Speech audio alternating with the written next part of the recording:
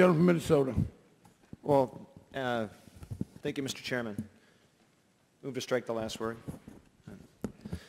Mr. Chairman, first I want to applaud you and the diligent work that we've had in this committee and the thoughtful discussion we've had respect to a very complex issue in the financial sector. And while I certainly believe much progress has been made in this area with the legislation we've been going over today, I do believe that some differences still remain on the best way to address those complex instruments.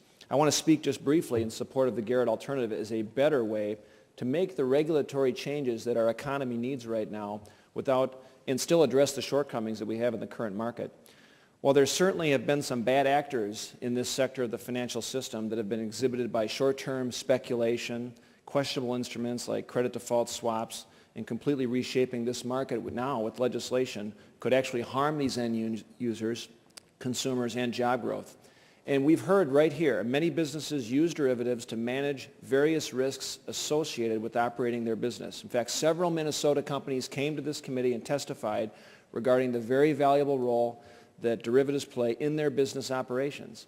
Now, these were not companies that contributed to the financial crisis. These were not companies that needed to be bailed out by the federal government or asked to be bailed by the federal government, These were companies that used derivatives to hedge risk.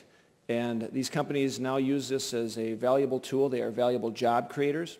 They are good corporate citizens. And quite honestly, they are fighting every day to compete in a global economy. And if we take away or if we overly restrict these valuable tools for these companies to manage their risk, we're going to see increased volatility and price fluctuations in food and energy markets and a loss of general dynamism in the United States and our American economy. So I do think that the Garrett alternative is a better alternative. It's targeted, it's strategic, it addresses the problems in the derivatives market while preserving that broad value that we've heard in testimony that these valuable instruments can provide. And I yield back, Mr. Chairman. I thank them.